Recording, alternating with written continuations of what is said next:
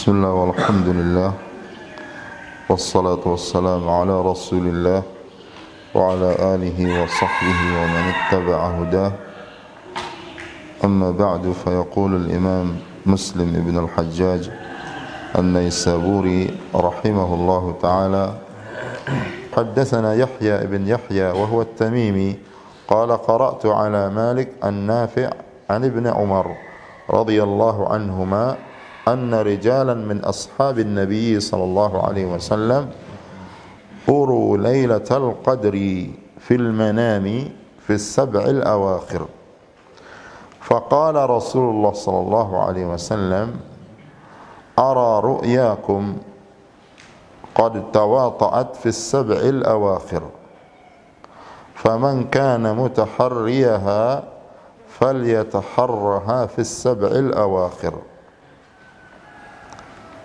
Dari sahabat Abdullah bin Umar radhiyallahu taala anhuma, anna rijalan min ashabin Nabi sallallahu alaihi wasallam, bahwasanya ada beberapa laki-laki dari sahabat Rasulullah sallallahu alaihi wasallam, artinya ada beberapa para sahabat Rasulullah sallallahu alaihi wasallam, uru lailatul qadri, mereka diperlihatkan malam al-qadar, artinya mereka bermimpi bahwasanya mereka bermimpi bahwa malam itu adalah Lailatul Qadar, ya. Artinya malam tertentu. Uru Lailatul Qadri fil manam fis sab'il awakhir. Mereka diperlihatkan, maksudnya mereka bermimpi, para sahabat, beberapa sahabat bermimpi fil manam, di tidur mereka, bahwasanya Lailatul Qadar itu fis sab'il awakhir, yaitu pada 7 yang terakhir dari bulan Ramadan. Faqala Rasulullah SAW, maka Rasulullah SAW bersabda, ara ru'yakum qad tawata'at fis sab'il awakhir, aku melihat bahwasanya mimpi-mimpi kalian tersebut telah bersepakat pada 7 hari terakhir. Faman kana mutaharriyaha, maka barang siapa yang betul-betul, artinya bersungguh-sungguh mencari Lailatul Qadar, maka hendaklah falyataharraha fis sab'il awakhir, maka hendaklah dia bersungguh-sungguh mencarinya di 7 malam terakhir, ya, 7 malam yang terakhir. Hadis ini menunjukkan tentang bahwasanya mimpi itu, ya, ada yang dia ru'ya sadiqah, bahwa mimpi itu ru'ya, ada yang ru'ya sadiqah, artinya mimpi yang benar, ya, dan ini diiqrar oleh Rasulullah SAW. Dan juga mimpi ada yang dia adghatsu ahlam, ya, ada yang dia dia hanya mimpi yang tidak ada maknanya, dan ada juga mimpi yang dia dari syaitan, ya, min wasawis syaitan, ya. Oleh karena disebutkan dalam Al-Quran kisah Nabi Yusuf dan mimpi yang Allah perlihatkan kepada beliau, ya, pada kisah panjang beliau. Dan juga Rasulullah SAW, beliau diberikan wahyu juga, sebagian caranya adalah dengan mimpi, ya. Dan orang-orang yang beriman diberikan isyarat-isyarat tentang kebaikan dengan mimpi. Tetapi seseorang di zaman ini tidak boleh menjadikan dalil tasyri' atau dalil pensyariatan tentang sesuatu yang tidak ada di dalam Al-Quran dan Sunnah dengan jalan mimpi, ya, dengan manamat, ya, tidak boleh. Oleh karena itu, mimpi di zaman ini, ya, kalau itu berkaitan dengan tasyri', artinya pensyariatan sesuatu, misalnya orang bermimpi kemudian dia disuruh mengamalkan, seakan-akan dia diperintahkan mengamalkan amalan-amalan tertentu, ya, ibadah tertentu yang tidak ada contohnya dari Al-Quran dan Sunnah, berarti jelas itu mimpi-mimpi yang tidak benar, ya. Karena mimpi itu ada mimpi yang ru'ya sadiqah, mimpi yang benar, dan juga ada mimpi itu yang dia dusta, ya, mimpi yang dusta. Oleh karena itu harus dijadikan ukuran itu ada dan tidaknya di dalam Al-Quran dan Sunnah. Karena ada sebagian orang mungkin menjadikan asal tasyri' itu waliyadzubillah, yaitu dengan jalan mimpi, bahwasanya dia diperintahkan amalkan ini dan sebagainya. Artinya dengan amalan tertentu yang tidak ada contohnya dari Al-Quran dan Sunnah, atau dengan sifat tertentu. Nah, tapi kalau ada mimpi yang misalnya dia takkid terhadap sesuatu yang memang ada asalnya dalam syariat, misalnya orang itu bermimpi tiba-tiba didatangi oleh Rasulullah SAW, atau dia melihat para sahabat, atau dia melihat orang alim, kemudian menyuruh dia mengamalkan sesuatu yang itu adalah syariat Allah, yang mungkin untuk menggugah orang tersebut, misalnya diperintahkan dia supaya misalnya ibadah, misalnya amal-amalan sunnah yang memang ada di dalam Al-Quran, yang memang ada di dalam syariat, di dalam sunnah Rasulullah SAW, ya, maka dia insyaAllah itu ru'yah sadiqah. Misalnya orang itu didatangi mimpi, dia misalnya disuruh untuk qiyamul lail, ya, supaya dia bangun qiyamul lail karena mungkin dia tidak qiyamul lail, atau disuruh misalnya agar rajin membaca Al-Quran, atau disuruh. Tapi kalau dia misalnya diperintahkan untuk melakukan ibadah tertentu, ya, yang tidak ada contohnya dari Rasulullah SAW, atau dengan sifat tertentu yang tidak ada contohnya dari Rasulullah SAW, atau dengan jumlah tertentu yang tidak ada sifat tertentu tersebut di dalam sunnah Rasulullah SAW, maka itu sesuatu yang berarti mimpi dia bukan mimpi yang menyepakati syarak yang tidak boleh dianggap, ya. Dan juga di antara adab di dalam masalah mimpi itu, kalau orang bermimpi hal-hal yang baik, maka jangan dia ceritakan mimpinya yang baik itu kecuali orang yang dekat sekali dengan dia. Tapi kalau dia bermimpi buruk, ya, bermimpi buruk, maka jangan sama sekali dia ceritakan mimpi buruknya itu. Bahkan dia ketika bangun dari mimpinya itu dia isti'adzah, ya, dia isti'adzah, a'udzubillahi minasyaitonir rajim, ya, atau dengan lebih lengkap, a'udzubillahi as-sami'il alim minasyaitonir rajim min hamzihi wa nafthihi wa nafathihi, ya. Kemudian dia berludah ringan ke sebelah kiri ketika dia bangun, ya, dan insyaallah taala itu tidak akan memudaratkan dia, ya. Dan orang tidak boleh kemudian menjadikan itu sebagai fikiran dia, ya, insyaallah tidak akan memudaratkan. Misalnya mimpi buruk dan sebagainya, jangan diceritakan kepada orang lain. Dia diam, dia bangun isti'adzah, kemudian dia berludah ringan ke sebelah kiri, dia berludah misalnya seperti ini, kemudian dia jangan dia perhatikan, maka itu la yadurruhu, insyaallah tidak akan memudaratkan mimpi tersebut. Dan mimpi itu, ya, itu adalah busyra kalau dia kebaikan, ya, boleh jadi itu adalah kegembiraan yang Allah Subhanahu wa taala berikan kepada dia. Busyra ajilah, artinya kegembiraan yang disegerakan. Maka itu orang mungkin mimpi hal-hal yang baik, dan para ulama juga menuliskan tentang takbir mimpi, ya, takbir mimpi. Bahkan ulama-ulama salaf dahulu sebagian didapatkan mereka menulis tentang takbir mimpi, ya. Di zaman ini di antara yang menulis hal tersebut yang kita tahu adalah Syekh Khalid Al-Ambari. Beliau menulis tentang takbir dan takbir mimpi. Dan sebagian orang diberikan oleh Allah Subhanahu wa taala mauhibah, artinya semacam keahlian yang berkaitan dengan takbir mimpi dan sebagainya, ya. Dan tentu yang lebih utama, dan sebagian kadang-kadang mengaitkan mimpi tersebut dengan dalil Al-Quran, dengan dalil Sunnah Rasulullah SAW. Kalau itu hal mimpi-mimpi yang baik. Yang jelas ada takbir mimpi di dalam syariat, dan tidak boleh orang itu menjadikan mimpi itu sebagai asas dalam tasyri', asas dalam pensyariatan hal-hal yang tidak ada di dalam Al-Quran dan Sunnah Rasulullah Sallallahu Alaihi Wasallam.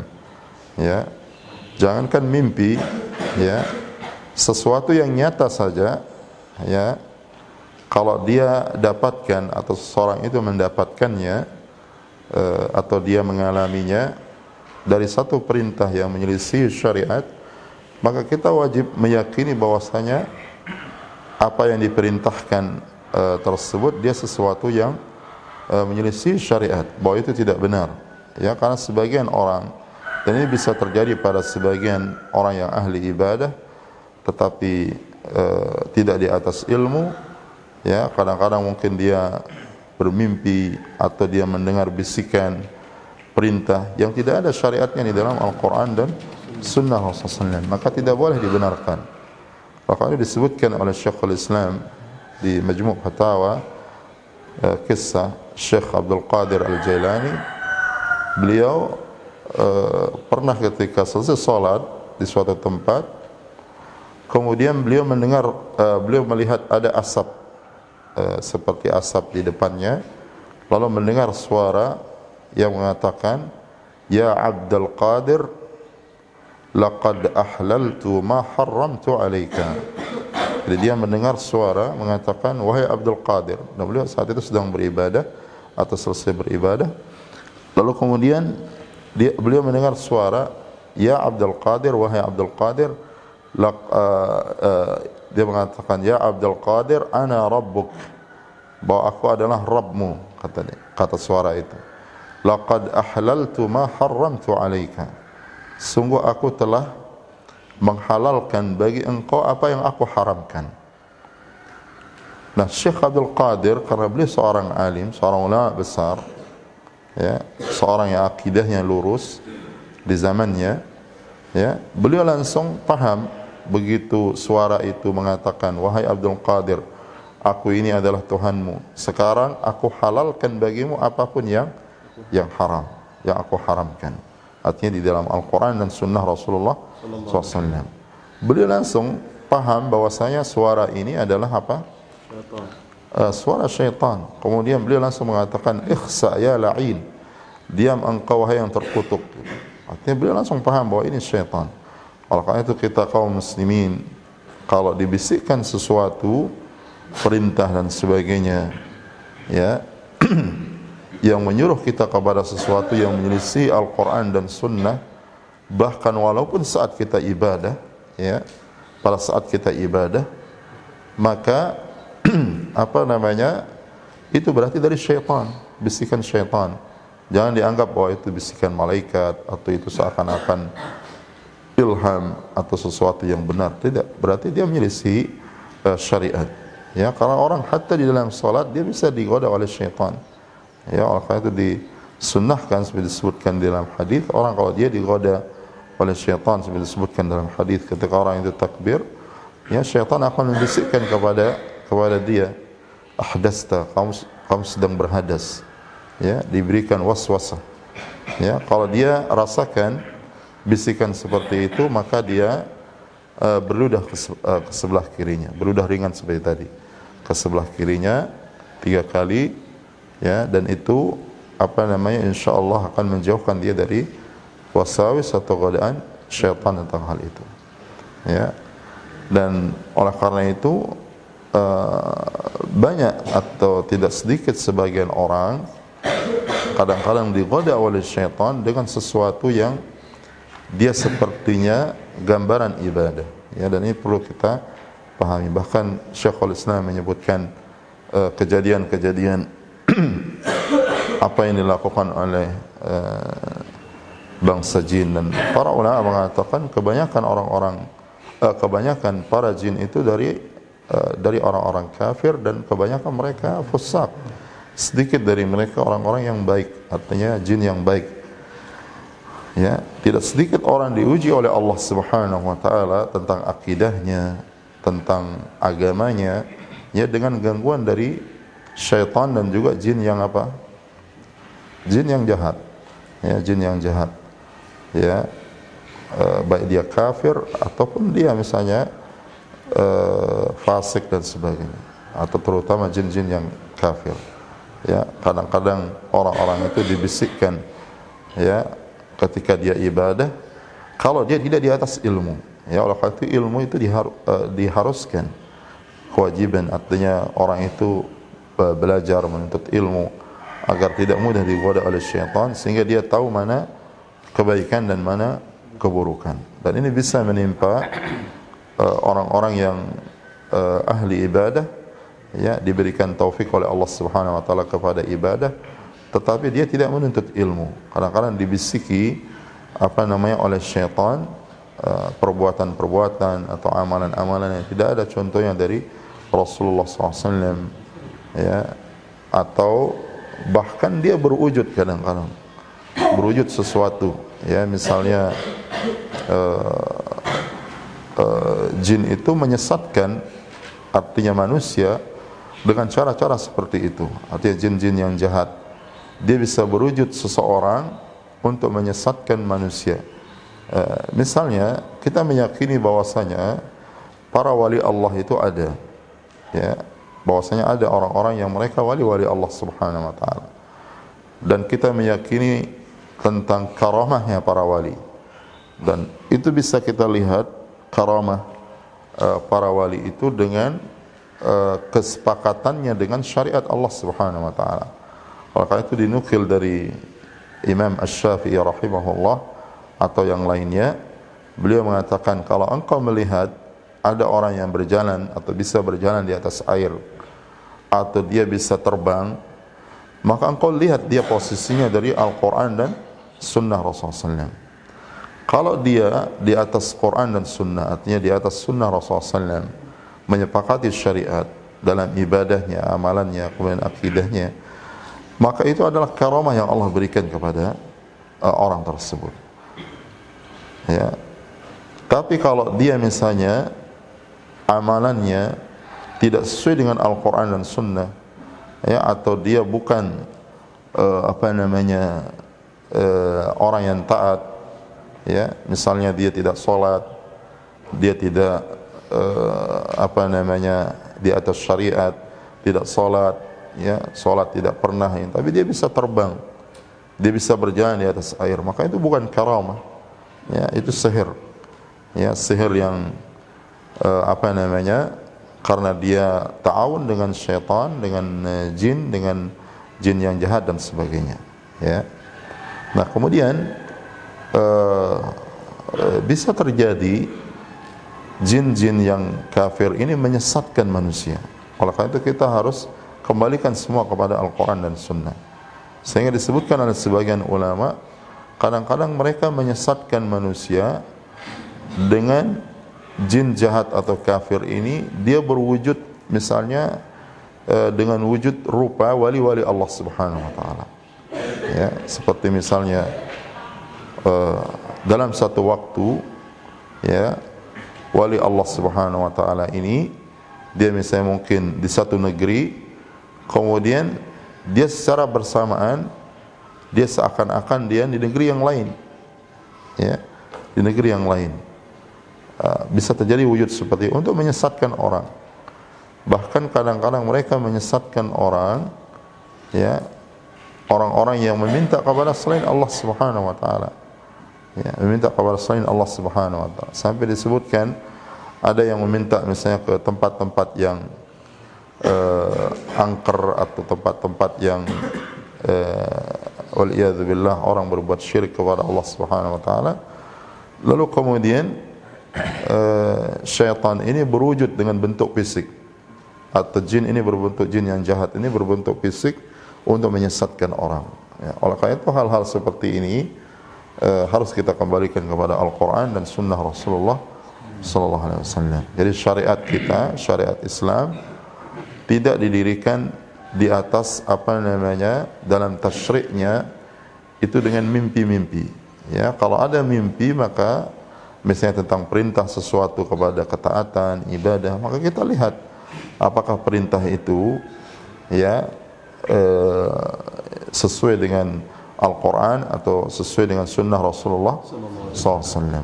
Karena begitu wafatnya Rasulullah SAW, sudah tidak ada tasyri' lagi, tidak ada lagi wahyu setelah wafatnya Rasulullah SAW, dan Islam itu sudah sempurna. Ya, jadi kalau kita sibukkan diri dengan Al-Quran dan sunnah Rasulullah SAW, maka kita dapatkan di situ sumber ilmu yang berkaitan dengan akidah kita, yang berkaitan dengan ibadah kita, yang berkaitan dengan amalan-amalan kita, amal-amal soleh kita, dan seterusnya. Kemudian hadis ini menunjukkan bahwasanya para sahabat ini diperlihatkan bahwasanya malam Al-Qadar, artinya bermimpi, mereka bermimpi bahwa malam Al-Qadar itu pada tujuh hari terakhir, dan Rasulullah SAW mengikrar dia.